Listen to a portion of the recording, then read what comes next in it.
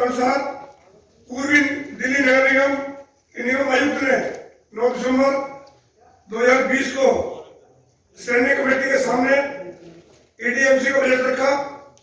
उसके बाद विभिन्न समितियों वार्ड समितियों ने बजट पर चर्चा की। उसके बाद चेयरमैन स्टैंडिंग कमेटी ने अपने विचार रखे। उसके उपरांत स्थायी समिति में विचार के बाद 18 जनवरी को 2021 को आदरणीय पार्टी एक उद्देश्य है, सबका साथ, सबका विकास और सबका विश्वास है। निगम सबके लिए समान रूप से काम करता है। पंक्ति में चाहे पहला व्यक्ति हो या अंतिम व्यक्ति, सबके लिए ऐसा काम करना। ध्यान देना कि तेरा मेरा शीशे का घर। मेरा साहब सुखपाली, मैं भी सोचू तू भी सोच, और हम दोनों के हाथ में पत्थर। तेरा मेरा शीशे का घर, मैं भी सोचू तू भी सोच, हम दोनों के हाथ में पत्थर, मैं भी सोचू तू भी सोच। और क्या तुझको मालूम नहीं था मनोज, क्या तुझको मालूम नहीं था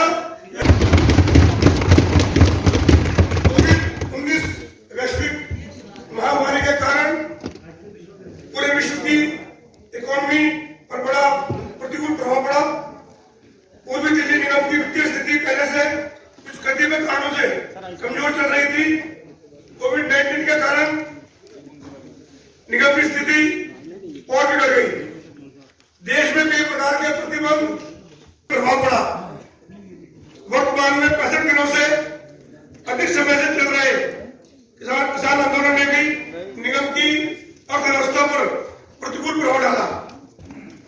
पूर्वी दिल्ली निगम के क्रियाकलापों को आयुक्त महोदय एवं स्थायी समिति ने अपने अपने बजट भाषण में अभियुक्त कर दिया है। निगम को 16.5% अनुदान देती थी, लेकिन अनुदान की क्षति पूर्ति के लिए दिल्ली सरकार ने कोई कदम नहीं उठाए और आज मात्र 12.5% अनुदान दी गई है। क्योंकि महामारी का दिल्ली सरकार के राजस्व पर भी प्रतिकूल प्रभाव पड़ा है। उनकी भी कमी आई है राजस्व में, जिससे निगम को मिलने वाला अंशदान मात्रात्मक दृष्टि से मिलेगा। लेकिन दिल्ली सरकार उसमें से भी किस्तों ब्याज की कटौती कर फंड देती है। देय अंशदान आसानी से दिया जाना चाहिए, ना कि उसके लिए प्लस वार्ता करनी चाहिए। एक दिल्ली सरकार जब भी निगम को पैसा जारी करती है तो उसके लिए प्लस वार्ता करती है। दिल्ली सरकार ने निगम को 360 तथा 938 करोड़ रुपए दिया, लेकिन सरकार ने 360 में से 216 और 938 में से 601 करोड़ रुपए पहले ही काट लिया, जिसके बारे में प्रेस में एक शब्द भी नहीं कहा, ताकि लोगों में भ्रम बना रहे। मैं एक बात कहूंगा मनोज भाई, फरेबों पर टिका तेरा हुनर, फरेबों पर टिका तेरा हुनर बस 4 दिन का है। फरेबों पर टिका तेरा हुनर बस 4 दिन का है। बनाया है जो तूने कांच का घर, बनाया है जो तूने कांच का घर बस 4 दिन का है। उठाई खोखली बुनियाद पे, तिवारी जी, उठाई खोखली बुनियाद पे कि ऊंची दीवारें। सीएम साहब, उठाई खोखली बुनियाद पे कि ऊंची दीवारें, बनाया ख्वाब का घर तूने बस 4 दिन का है।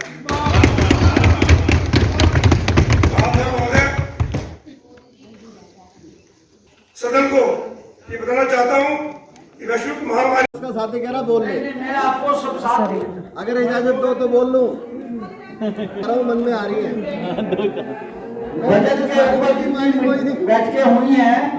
18 को भी आज स्वीकार किया जाता है और सदन की बैठक अगली बैठक तक के लिए विसर्जित की जाती है। सबका बहुत बहुत धन्यवाद। तो आखिरकार बजट जो है वो फाइनलाइज हो चुका है। ऐसे में विशेष घोषणाएं भी प्रवेश जी आज घोषित की गई हैं। जानना चाहते हैं विशेष घोषणाओं में से जनता को कितना फायदा हो रहा है? देखो उतना कि जो पैसा हमने पार्षदों के लिए विकास निधि का दिया है, वो सारा पैसा जनता के विकास में लगेगा। क्षेत्र में विकास होगा, गलियाँ सड़कों की मरम्मत होगी, नहीं बनेंगी तो थोड़ी क्षेत्र में उससे विकास में तेजी आएगी, जनता को थोड़ी सुविधाएं और बढ़ के मिलेंगी। लेकिन इसके अलावा कुछ ऐसी संपत्तियों का जिक्र इस विशेष घोषणा के दौरान किया गया है जो बुक्ड होती हैं, वहाँ पर पानी का कनेक्शन हो गया या बिजली का मीटर हो गया या विशेष ऐसी सुविधाएं जो लोगों को मिलनी चाहिए वो बुक होने के कारण नहीं मिल पाती हैं, उस पर खासकर आप बोलेंगे। इसके अंदर जो मेन दिक्कत, टेक्निकल दिक्कत है वो हाई कोर्ट की है। हाई कोर्ट के ऑर्डर के बाद जो प्रॉपर्टी निगम बुक करता है अवैध निर्माण के अंदर, तो उसकी बिल्डिंग की बिजली और पानी जो वो विभाग हैं उनको सूचना देनी पड़ती है और लगती नहीं इसके अंदर, फिर तो रोक दिया जाता है। इससे हमारे पूर्वी दिल्ली के अंदर बहुत गरीब लोग रहते हैं, छोटे छोटे मकान हैं, उनकी बिजली नहीं लग पाती, उनके बच्चे पढ़ नहीं पाते। पिछले कई साल के अंदर देखा मैंने बच्चों का भविष्य खराब हो रहा है और यहाँ तक कई जगह देखा मैंने कि शादी विवाह तक में दिक्कत आ रही है। उसके लिए हम लोग चाह रहे हैं कि सभी बिल्डिंग को उनसे एक कंपाउंड फीस लेकर, एक चार्ज लेकर एरिया वाइज, मतलब जो उनका एरिया बनता है, और उनको नियमित किया जाए, जिससे जो उनके ऊपर एक तलवार लटकी है उसकी तोड़ फोड़ की सीलिंग की, वो हटे। क्योंकि इसकी आड़ में एक पूरा खेल चल रहा है भ्रष्टाचार का। मैं आपको बड़े खुले मन से कह रहा हूँ, इसकी आड़ के अंदर बहुत बड़ा खेल चल रहा है और रुकना चाहिए। आमदनी के लिए क्या कुछ डिसाइड किया गया है इस बार बजट में? आमदनी के लिए हम लोग जो हमारा हाउस टैक्स है उसका सर्वे हमारा चल रहा है डोर टू डोर का, लगभग कंप्लीट हो गया है। हमारे पास लगभग 16.5 लाख मकानों की हमारे पास जानकारी हमारे पास है जो हमारे पूर्वी दिल्ली निगम क्षेत्र में आते हैं। अभी तक सिर्फ 2,70,000 प्रॉपर्टी से हमारे को हाउस टैक्स मिल रहा था। लगभग 14 लाख प्रॉपर्टी संपत्ति हाउस टैक्स दे ही नहीं रही। उसके अंदर भी क्या है, जो लोग दे रहे हैं प्रॉपर्टी कमर्शियल है और दे रहे हैं वो उसका रेजिडेंशियल, उसका हाउस टैक्स। प्रॉपर्टी 4 मंजिल की है, पुरानी चली आ रही है 1 मंजिल की, वो पुराना टैक्स दे रहे हैं 1 मंजिल का। तो सबको हमने चिन्हित किया है सर्वे के द्वारा, उन सबसे टैक्स बढ़ा रहे हैं, टैक्स लेंगे सबसे, हमने टैक्स लगाया और उन सबसे टैक्स लेंगे हम।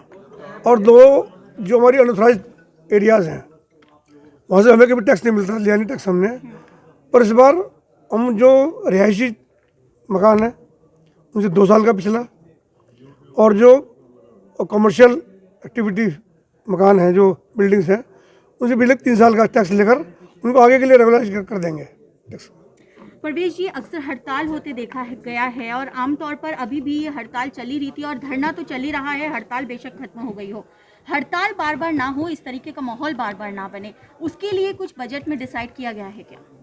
उसके बजट में नहीं, हम लोग पॉलिसी ला रहे हैं उसके लिए जी। अगर आपको ध्यान हो, पिछले पूरे हफ्ते के अंदर, लास्ट वीक के अंदर जब हड़ताल को ऑफ कराया गया था, हाई कोर्ट के निर्णय से पहले ही हमारी जो यूनियंस थी इसी हॉल में मीटिंग हुई थी। जितनी यूनियंस है उनकी 12 यूनियंस है लगभग, इसी हॉल में मीटिंग हुई थी, उसमें मैं भी था, कमिश्नर महोदय थी और हमारे मेयर साहब थे, chairman standing committee, chairman dams committee थे। तो उनकी जो सबसे बड़ी मांग है, सैलरी तो हमारी अपडेट है, हमारी सैलरी का इशू नहीं है उनका। उनका मेन इशू है कि जो 96 से लेकर 98 के बीच में लेफ्ट आउट केस है उनका रेगुलाइजेशन, और उसके बाद 98 से अब तक के जो करुणामूलक आधार पर लोग लगे हैं उन सभी लोगों का नियमितीकरण हो, और ज़रूरी भी है। मैं एग्री भी हूँ और मैं पूरे दिल से, पूरे मन से, पूरी अपनी शिद्दत से मैंने इसको काम किया पिछले हफ्ते हड़ताल तोड़ने के लिए। सभी ने काम किया, पर मुझे लगा कि मैंने ज़्यादा उसको दिल पर लेकर काम किया। परवेश जी, बजट का जिक्र कर रहे हैं, बजट चल रहा था और आज उसे फाइनल कर लिया गया है, लेकिन बजट के लिए बजट होना भी बेहद ज़रूरी है, उसके लिए क्या है? उसके लिए हमारे को जो भी जो हमारा बजट था, जो हमें दिल्ली गवर्नमेंट ने दिया था 300 करोड़ रुपए, उसमें 216 करोड़ रुपए काट लिए थे इंटरेस्ट के। उसके लिए हम लोग सुप्रीम कोर्ट गए, कोर्ट ने ऑर्डर किए हैं तो वापस किया जाए इनको, क्योंकि पूरे देश के अंदर मॉनिटरिंग पीरियड चल रहा है। तो ऐसे में कोई भी सरकार ऋण नहीं काट सकती, अपना इंटरेस्ट नहीं काट सकती, तो हमें दिया जाएगा। और भी जो हमारा जो ग्लोबल शेयर है, हमारा BTA का पैसा है, हमारा प्लान हट का पैसा है, उसमें कुछ पैसा दिया अभी गवर्नमेंट ने, और उतना नहीं दिया जितना हमें चाहिए था। हमारा लगातार प्रयास है अपने पॉलिटिकल स्तर पर भी और कानूनी स्तर पर भी, जल्दी से जल्दी अपने हिस्से की रकम, हिस्से का पैसा